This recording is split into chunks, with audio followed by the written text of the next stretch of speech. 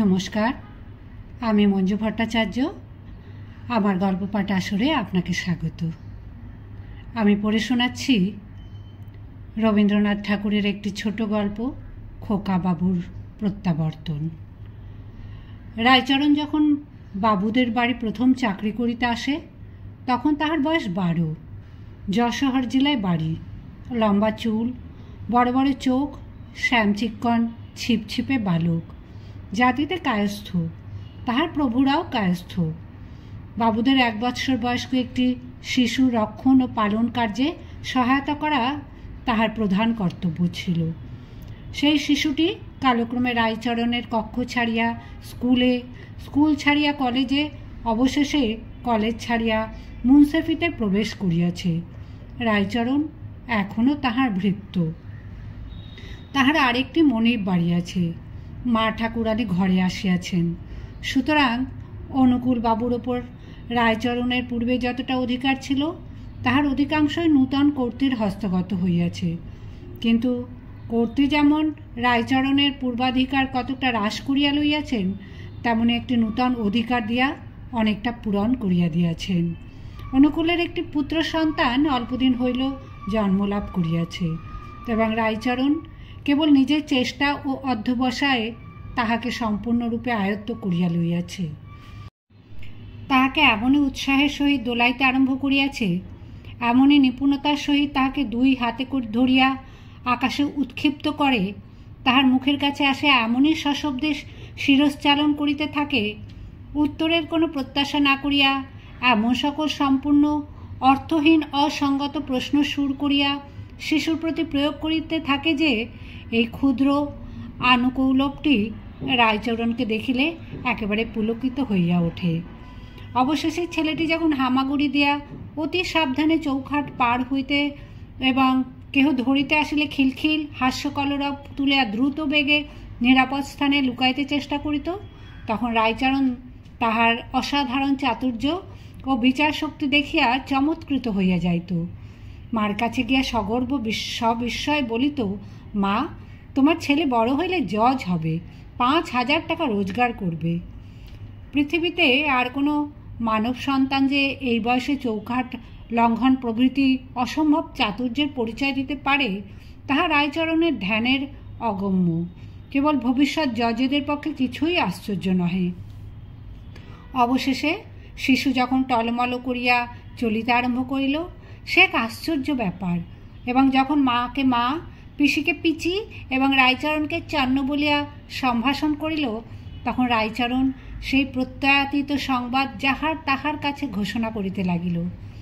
সবচেয়ে আশ্চর্যের বিষয় এই যে, মাকে মা বলে, পিসিকে পিসি বলে, কিন্তু আমাকে বলে চন্ন। বাস্তবিক শিশুর মাথায় এ বুদ্ধি কি করিয়া যোগাইল বলা শক্ত। নিশ্চয়ই কোনো বয়স্ক লোক কখনো এরূপ অলোক সামান্যত পরিচয় দিত না, এবং দিলেও তাহার জজের পদ প্রাপ্তির সম্ভাবনা সম্বন্ধে সাধারণের সন্দেহ উপস্থিত হইত। কিছুদিন বাদে মুখে দাড়ি দিয়া রায়চরণকে ঘোড়া সাজিতে হইল, এবং মল্ল সাজিয়া তাহাকে শিশু সহিত কুস্তি করিতে হইত। আবার পরাভূত হইয়া ভূমিতে পড়িয়া না গেলে বিষম বিপ্লব বাধিত। এই সময় অনুকূল পদ্মা তীরবর্তী এক জেলায় বদলি হইলেন। অনুকূল তাহার শিশুর জন্য কলিকাতা হইতে এক ঠেলা গাড়ি লইয়া গেলেন। সাটিনের জামা এবং মাথায় একটা জরির টুপি, হাতে সোনার বালা এবং পায়ে 2 গাছি মল পড়াইয়া রায়চরণ নবকুমারকে 2 বেলা গাড়ি করিয়া হাওয়া খাওয়াইতে লইয়া যাইত। বর্ষাকাল আসিল। ক্ষুধিত পদ্মা উদ্যান, গ্রাম, শস্যক্ষেত্র এক এক গ্রাসে মুখে পড়িতে লাগিল। বালুকাচরের কাশবন এবং বন ঝাউ জলে ডুবিয়া গেল। পাড় ভাঙার অবিশ্রাম ঝুপঝাপ শব্দ এবং জলের গর্জনে 10 দিক মুখরিত হইয়া উঠিল, এবং দ্রুত বেগে ধাবমান ফেনোরাশি নদীর তীব্র গতিতে প্রত্যক্ষ গোচর করিয়া তুলিল। অপরাহ্নে মেঘ করিয়াছিল, কিন্তু বৃষ্টির কোনো সম্ভাবনা ছিল না। রায়চরণের খামখেয়ালি ক্ষুদ্র প্রভু কিছুতেই ঘরে থাকিতে চাহিল না। গাড়ির ওপর চড়িয়া বসিল। রায়চরণ ধীরে ধীরে গাড়ি ঠেলিয়া ধান্যক্ষেত্রের প্রান্তে নদীর তীরে আসিয়া উপস্থিত হইল। নদীতে একটিও নৌকা নাই, মাঠে একটিও লোক নাই। মেঘের ছিদ্র দিয়া দেখা গেল পরপারে জনহীন বালুকা তীরের শব্দহীন দীপ্ত সমারোহের সহিত সূর্যাস্তের আয়োজন হইতেছে। সেই নিস্তব্ধতার মধ্যে শিশু সহসা একদিকে অঙ্গুলি নির্দেশ করিয়া বলিল, চন্ন ফু। অনতিদূরে সজল পঙ্কিল ভূমির ওপর একটি বৃহৎ কদম্ব বৃক্ষের উচ্চ শাখায় গুটিকত কদম্ব ফুল ফুটিয়াছিল।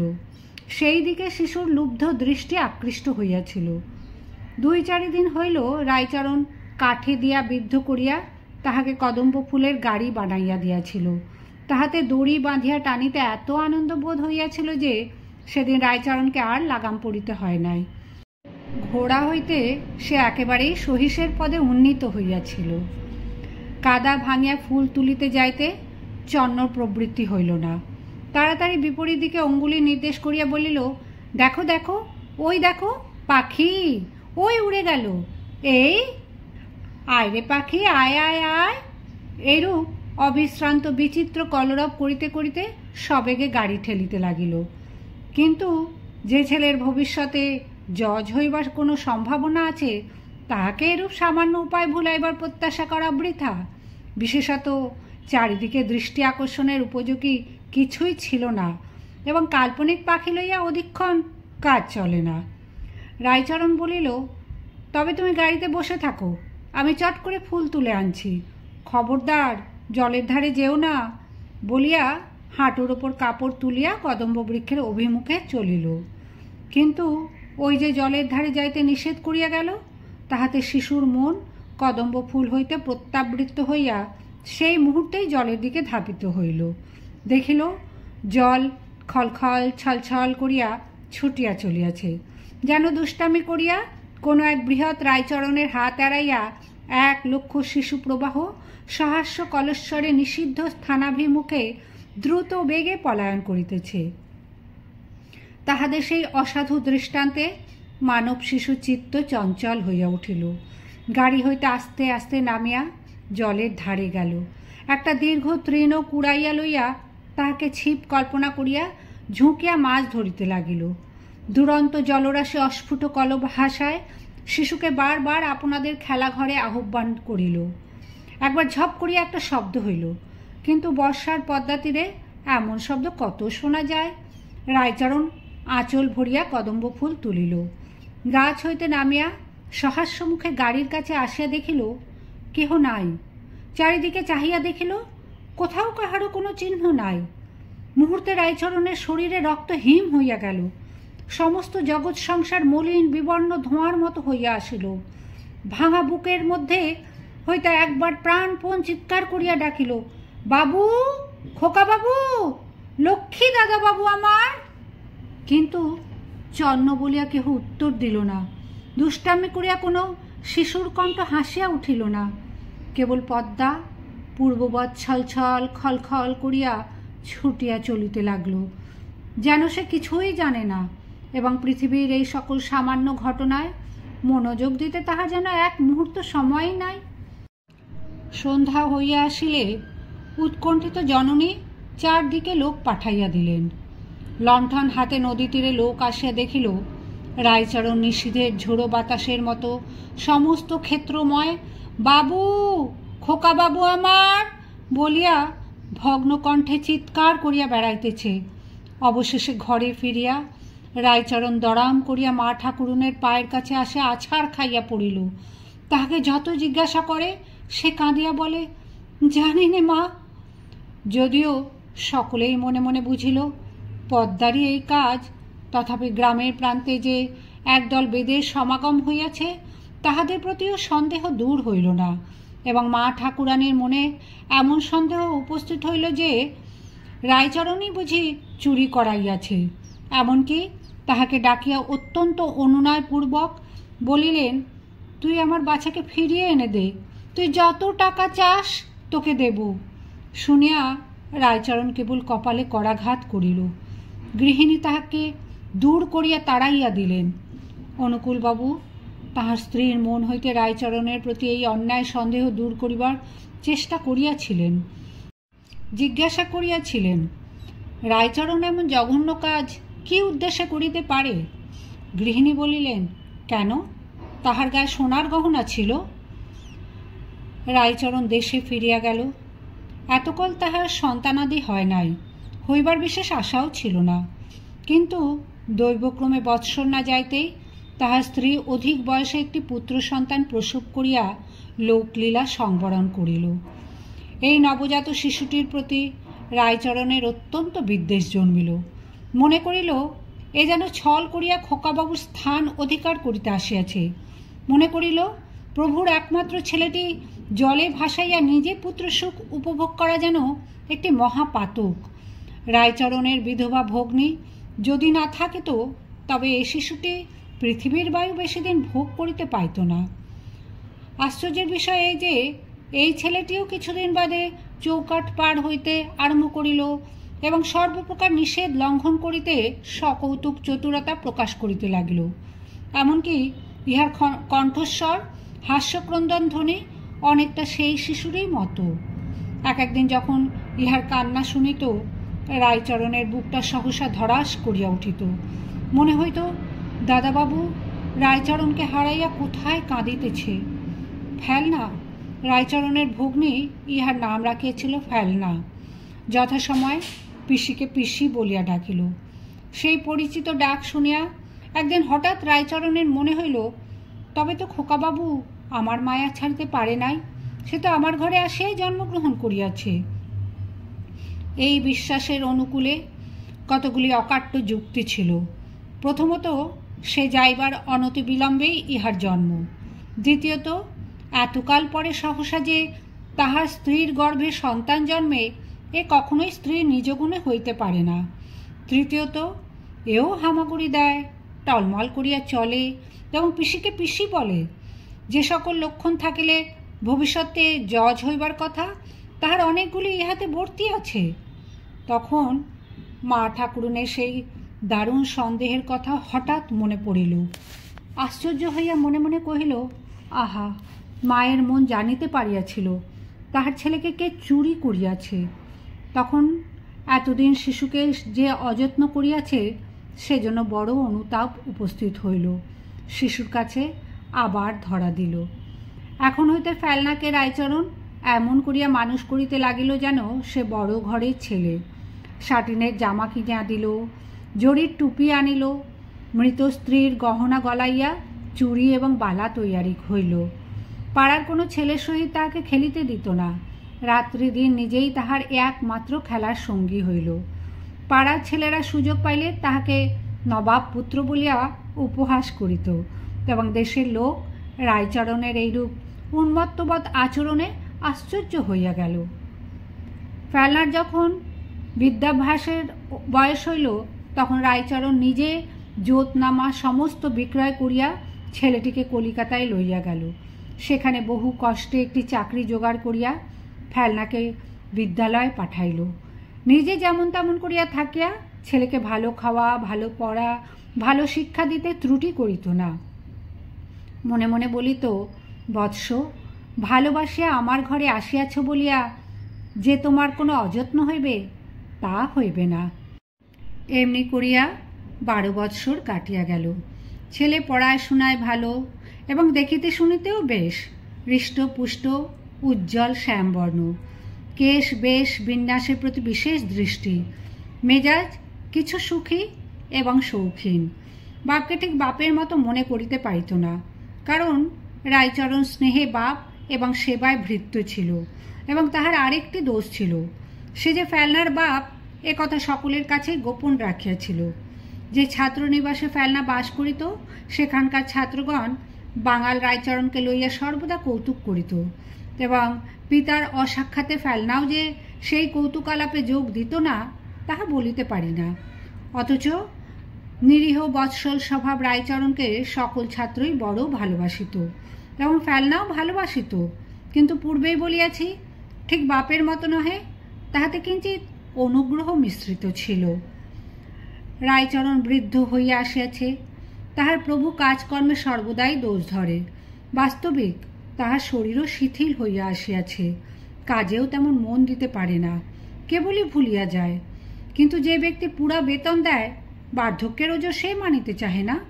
এদিকে রায়চরণ বিষয় বিক্রয় করিয়া যে নগদ টাকা সংগ্রহ করিয়া আনিয়াছিল তাহাও নিঃশেষ হইয়া আসিয়াছে।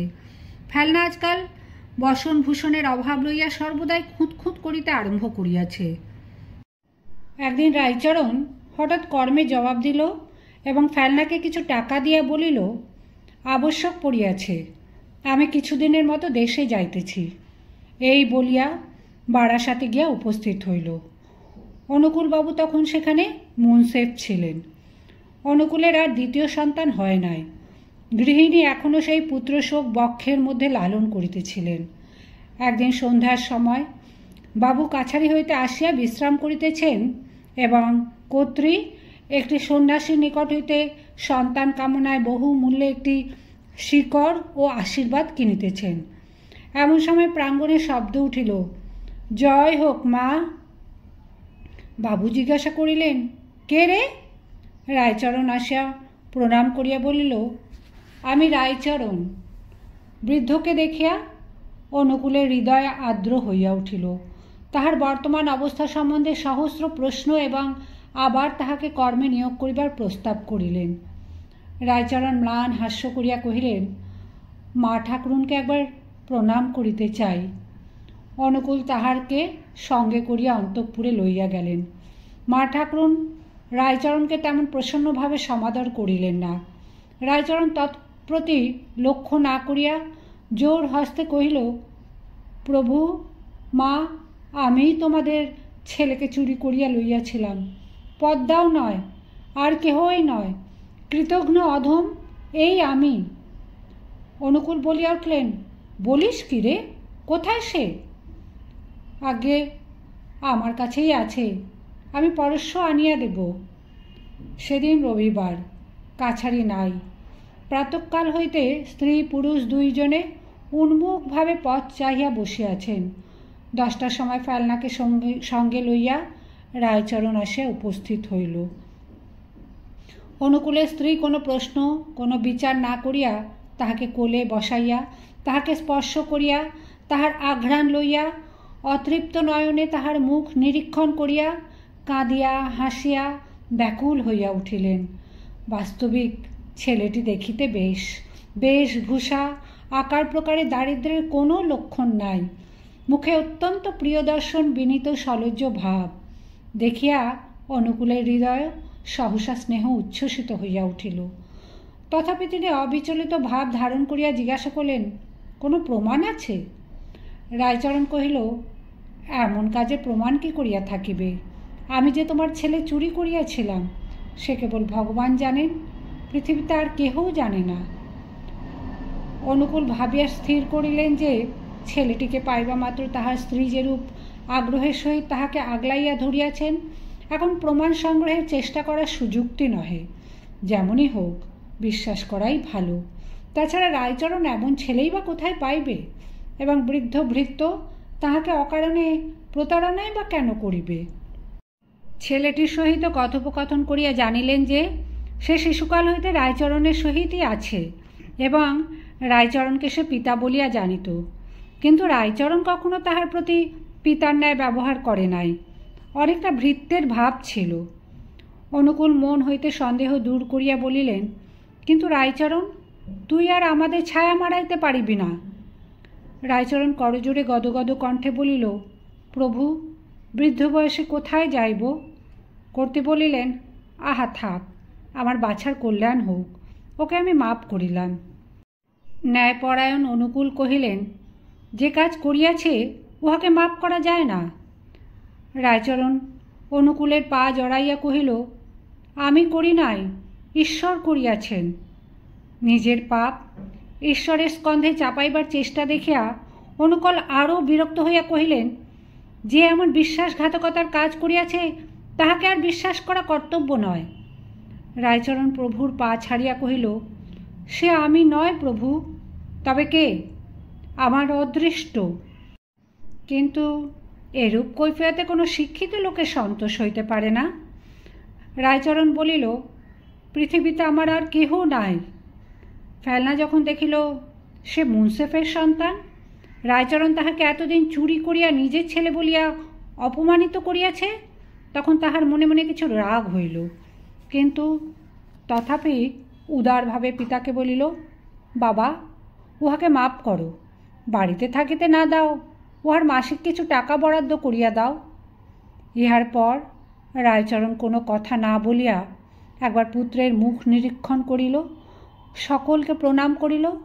তাহার পর দ্বারের বাহির হইয়া পৃথিবীর অগণ্য লোকের মধ্যে মিশিয়া গেল। মাসান্তে অনুকূল যখন তাহার দেশের ঠিকানায় কিঞ্চিৎ বৃত্তি পাঠাইলেন, তখন সে টাকা ফিরিয়া আসিল। সেখানে কোনো লোক নাই।